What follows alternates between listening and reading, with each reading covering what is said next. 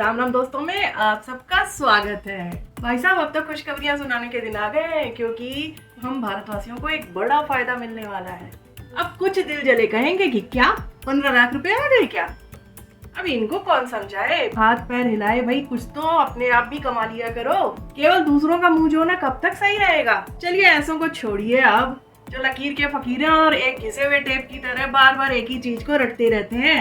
तो पिछले कई वीडियो में भैया हम बताते चले आ रहे हैं कि चीन और अमेरिका के बीच में एक साइलेंट वॉर चली आ रही है और इसका बड़ा फायदा भारत को मिल रहा है। असल फायदा तो ये है कि कई मैन्युफैक्चरिंग कंपनियां चीन में न जाकर भारत या वियतनाम जैसे देशों में शिफ्ट हो रही हैं। अब हमें मालूम है, आप में से कई लोग कहेंगे हमें तो कब का पता है भैया, लेकिन जिनको नहीं पता उनको पता होने दीजिए, और जिनको पता भी है वे अब थोड़ा अपडेट हो लें, क्योंकि आज जो खबर निकल के आ रही है वो सुनकर आप भी उछल पड़ेंगे।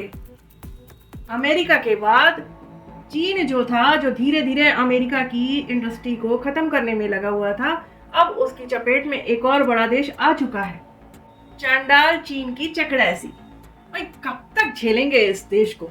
इसलिए चीन जिस देश में अपने पंजे गाड़ रहा है वह देश भी बचकर अब भारत में इन्वेस्टमेंट करने के लिए अपने कदम बढ़ा चुका है, और इस तरह से वो अपनी इंडस्ट्री को बचाने के लिए कमर कस रहा है।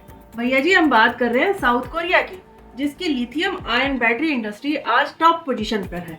वैसे तो चीन, जापान, कोरिया, वियतनाम जैसे कई देश हैं जहां की लिथियम आयन बैटरी मैन्युफैक्चर होती है और एक्सपोर्ट की जाती है, लेकिन आज के टाइम में ग्लोबल मार्केट में चीन ने 79% इस पर कब्जा किया हुआ है, और चालाक लोमड़ चीन अपने कॉम्पिटिटर देशों से आगे बढ़ने के चक्कर में अब कम रेट पर लिथियम आयन बैटरी बेचना शुरू कर चुका है, जिसकी वजह से वियतनाम और साउथ कोरिया जैसे देश अपनी लिथियम आयन बैटरी इंडस्ट्री को नीचे जाता देखकर मोए मोए करने लगे।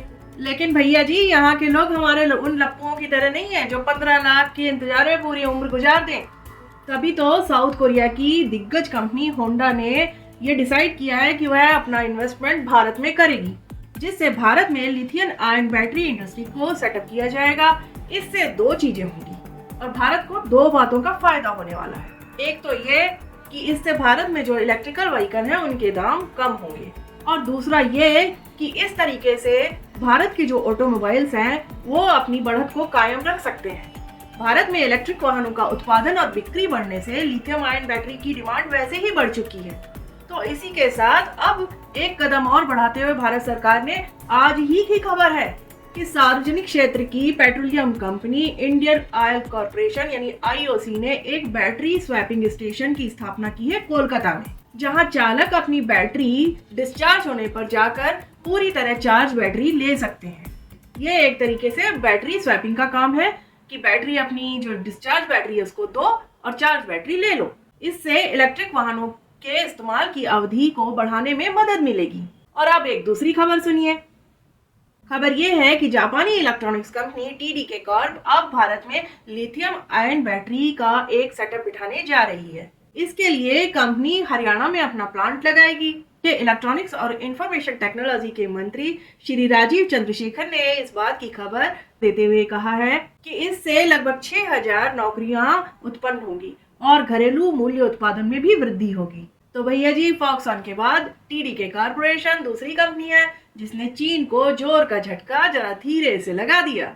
जापान की कंपनी अगर भारत में बैटरी सेल का उत्पादन करेगी तो इससे भारत की अर्थव्यवस्था को बल मिलेगा। विदेशी रेटिंग एजेंसियों ने भी भारत की आने वाली अर्थव्यवस्था पर अपना भरोसा जताया है।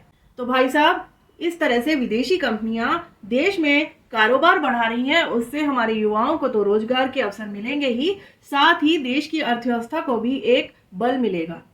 तो इस वीडियो को शेयर करना मत भूलिएगा, ज्यादा से ज्यादा शेयर कीजिएगा, और वीडियो अगर पसंद आता है तो लाइक भी कीजिएगा, चैनल को सब्सक्राइब और बेल आइकन बटन को जरूर दबाइएगा ताकि आपको इस तरह की इंफॉर्मेशन रोज मिल सके।